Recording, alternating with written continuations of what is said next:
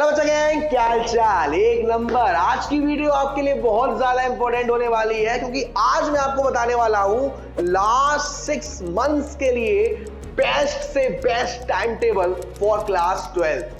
अब इसको स्टार्ट करने से पहले एक दुख की बात मैं आपको बता दूं कि बच्चे सोच रहे होंगे सर 5 से 6 महीने चले गए 5 से 6 महीने गुजर चुके हैं सर, अब हमें डर लग रहा है, अब कैसे पढ़ेंगे, टॉपिक्स कुछ समझ में नहीं आ रहा है। तो उसी के लिए आपका भाई आपके सामने है। मैं आपको बताने वाला हूं कि कौन सी स्ट्रेटेजी और टाइम टेबल आपको फिक्स कर लेना है और उसको फॉलो करना है ताकि आपके माइंड में जो चल रहा है ना कि यार 90 आने चाहिए या 80 आने चाहिए या 95 आने चाहिए, तो वो आ पाए। सबसे पहली बात, आपको 2 स्टेप फॉलो करने हैं। पहला स्टेप ये कि आपको एक परसेंटेज को फॉलो करना है। मतलब हर बच्चे के माइंड में ये होता है कि मुझे 80% चाहिए, मुझे 90% चाहिए, मुझे 95 चाहिए, मुझे 70 चाहिए।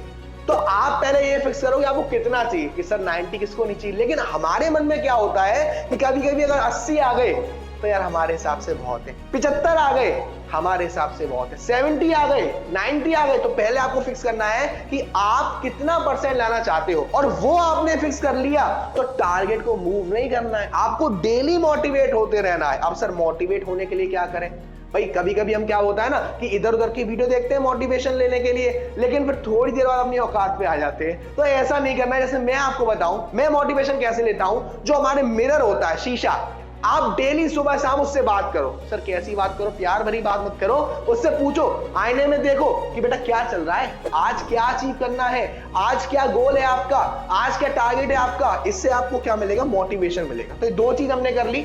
पहला, हमने टारगेट सेट कर लिया और डेली आपको मोटिवेट रहना है। तीसरा स्टेप, आप किसी भी बोर्ड से हो, सबसे पहले आपको क्या करना है कि हर बोर्ड अपने सैंपल पेपर रिलीज करता है पेपर से पहले। वो सैंपल पेपर आपको कुछ हिंट देता है कि भाई ये जो पेपर आने वाला है बोर्ड का वो कुछ ऐसा आएगा। तो आपको क्या करना है?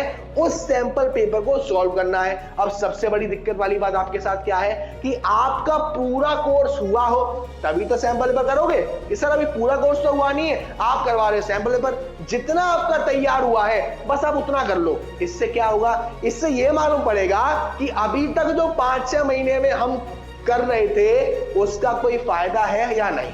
अब आपका टाइम टेबल शुरू होता है। सबसे पहली बात, आप ये डिसाइड करो आपके पास टाइम स्लॉट क्या है। मतलब आपका 24 आवर्स में से कितना घंटा आप फ्री रहते हो। कुछ बच्चे स्कूल जाते हैं, कुछ नहीं जाते, कुछ कोचिंग जाते हैं, कुछ नहीं जाते। मान के चलते हैं कि 6 घंटे 6 आवर है आपके पास जो आप फ्री रहते हो। अब हर आपके पास 5 घंटे हैं या 8 घंटे हैं या 7 घंटे हैं, आप उसको 3 से डिवाइड करो। फॉर एग्जाम्पल आपके पास 6 घंटे हैं और 3 से डिवाइड करने के बाद आपके पास 2 आवर आ रहे हैं। पूरे दिन में स्कूल को छोड़कर, कोचिंग को छोड़कर, कई अदर एक्टिविटी जो कर रहे हो उनको छोड़कर सिर्फ 2 घंटे आपको फोकस करना है पढ़ाई पर। और इन 2 घंटों में आपको ऐसे फोकस करना है, किसी भी तरीके का डीमोटिवेशन नहीं होना चाहिए, डिस्ट्रैक्शन नहीं होना चाहिए, बाबू सोना से बात नहीं करनी है, मोबाइल को बिल्कुल अलग रख देना है। अब फिर आपको कैसे फॉलो करना है? ये 2 घंटे आपने निकाल लिए। अब आपको ये देखना है कि मेरा न्यूमेरिकल ज्यादा अच्छा है या मेरी थ्योरी ज्यादा अच्छी है। देखो बहुत ही रेयर बच्चे ऐसे होते हैं जिनकी दोनों चीज अच्छी हो, और अगर आप ही इनमें से हो जिसकी थ्योरी भी अच्छी है और न्यूमेरिकल भी अच्छा है, उसके तो मजे आ गए, उसे क्या जरूरत है, वो तो खुद टॉप कर जाएगा। लेकिन कुछ बच्चे ऐसे होते हैं जिन्हें थ्योरी अच्छी लगती है, न्यूमेरिकल अच्छी लगते हैं, न्यूमेरिकल अच्छे लगते हैं, थ्योरी अच्छी लगती है। उनके लिए क्या है? जिन बच्चों को थ्योरी दिक्कत दे रही है, समझ में नहीं आता है, पढ़ाई नहीं होती, थ्योरी को सुबह के टाइम पर पढ़ो, एटलीस्ट 6 से 7 के बीच में। जिन बच्चों को न्यूमेरिकल में दिक्कत होती है तो वो न्यूमेरिकल रात के टाइम पे करो, बिल्कुल शांति में। और फिर भी न्यूमेरिकल नहीं हो रहे हैं तो लीड लाए कान में, धीरे धीरे आवाज में गाने सुनते रहो, बढ़िया तरीके से आएगी। उसके बाद जितने भी आपके सब्जेक्ट होते हैं वो 2 पार्ट में होते हैं, कोर और नॉन कोर, यानी कि मेन सब्जेक्ट और language subject. Monday, Tuesday, Wednesday, Thursday, इन 4 दिन आप कोर सब्जेक्ट पर फोकस करेंगे। रिमेनिंग डेज फ्राइडे, सैटरडे आप लैंग्वेज सब्जेक्ट पे फोकस करेंगे, और संडे को सिर्फ मेन सब्जेक्ट के अब तक के 4 से 5 साल में जो पेपर्स हुए हैं उन क्वेश्चन को फॉलो करेंगे। अब करेंगे कैसे sir? Monday, Tuesday, Wednesday, Thursday. अगर आपके पास 3 मेन सब्जेक्ट हैं तो आपको सिर्फ कोई से भी 2 सब्जेक्ट लेना, एक सब्जेक्ट को स्किप कर देना नेक्स्ट वीक के लिए। तो मंडे ट्यूसडे आपने एक सब्जेक्ट लिया और मान लीजिए वो आपको न्यूमेरिकल सब्जेक्ट है, थ्योरी जो भी सब्जेक्ट है, उसमें आपको क्या करना है, पहले आपको ये देखना है कि आपको क्या नहीं आता, कौन से टॉपिक ऐसे जो पढ़े नहीं थे अब तक या समझ में नहीं आ रहे हो। 6 महीने लगभग 180 दिन होते हैं आपके पास, इसमें आप बहुत इजीली पूरा कोर्स बहुत बार खत्म कर सकते हो। सर बहुत बार कैसे कर सकते हो, वो मैं भी आपको बताने वाला हूं कैसे। फिलहाल आपको क्या करना है, मंडे ट्यूसडे किसी एक सब्जेक्ट को आपने लिया, उसमें आपने वो चैप्टर पहले करने हैं जो आपको बिल्कुल भी नहीं आते।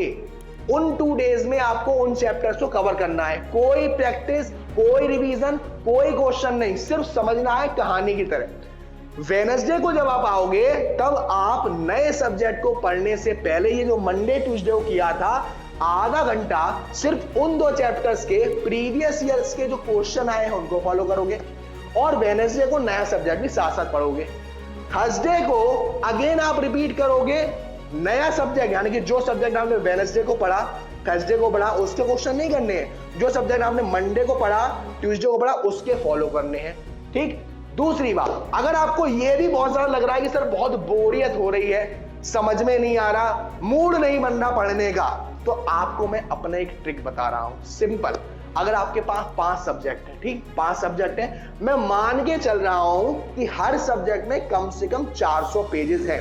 अब हर सब्जेक्ट में कम से कम 400 पेजेस हैं, तो 5 सब्जेक्ट में कितने हो गए, 2000 पेज हो गए, 2000 पेज हो गए, यस सर हो गए। अब आपके पास 6 महीने में समय कितना है, 180 है, 2000 टोटल पेज और डेज कितने, 180। राउंड ऑफ करने के लिए मैं 200 ले लेता हूं, यानी कि 2000 पेजेस और 200 दिन, दोनों को अगर मैं डिवाइड कर रहा हूं तो 10 पेज आ रहा है। सर इसका मतलब क्या हुआ कि अगर मुझे पूरा कोर्स 6 महीने तक खत्म करना है तो मुझे दिन में सिर्फ 10 पेज पढ़ने पड़ेंगे। अब मैं ये चाहता हूं कि सर 6 महीने बाद तो पेपर होगा और मैं पूरा एक बार क्यों करूं, मैं तो 2 बार कर लूं, एक बार पूरा फिनिश हो जाए और दूसरी बार रिवीजन हो जाए। तो ये बच्चा अच्छे से जानता है कि रिवीजन बहुत जल्दी होता है। फिर भी मैंने क्या बताया, अगर मैं डेली 10 पेज पढ़ रहा था तो 6 महीने में पूरा कोर्स खत्म हो रहा था, और अगर मैं डेली 20 पेज पढ़ूं तो पूरा कोर्स कब तक खत्म हो जाएगा, 3 महीने में। अगर मैं डेली 30 पेज पढ़ूं तो पूरा कोर्स बताओ कितनी जल्दी खत्म हो जाएगा। ये ट्रिक आपको कैसे फॉलो करनी है, सभी सब्जेक्ट को मिला के। आपको ये नहीं करना कि कोर एक्टिविटीज को पहले कर लिया या नॉन कोर एक्टिविटीज को पहले कर लिया।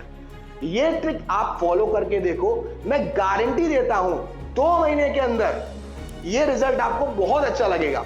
आप खुद कहोगे कि सर हम अपने आप में इंप्रूवमेंट देख पा रहे हैं, हम क्वेश्चन को कर पा रहे हैं। क्योंकि हम क्वेश्चन को क्यों नहीं करते, देखो हम क्या करते हैं, सबसे पहली बात अलग अलग बुक को फॉलो करते हैं। आप किसी भी अपने अंदर एक चीज देखना, अगर आप कोई कोर एक्टिविटीज कर रहे हो, कोर सब्जेक्ट कर रहे हो अपने कोर्स का, तो उसके हम एक राइटर से ना पढ़कर कभी गूगल कर लिया, कभी कोई बुक ले ली, अदर राइटर्स की बुक ले ली, किसी के नोट्स ले लिए, जिससे क्या होता है हम भटक जाते हैं।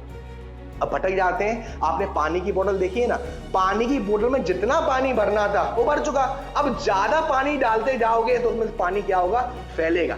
तो आप सिर्फ एक बुक को फॉलो करो, फर्क नहीं पड़ता जो भी बुक हो। तो अगर आप ये टाइम टेबल फॉलो करते हो, तो अभी फिलहाल आप मैं एग्जांपल देता हूं, ये शक्ल देख रहे हो आप, जोकर जैसा लग रहा हूं आपको। अब अगर आप इस टाइम टेबल को फॉलो करोगे, ये मान लीजिए टाइम टेबल है और ये मैंने टाइम टेबल फॉलो कर लिया, अब आप देख सकते हैं कितना स्मार्ट लग रहा हूं।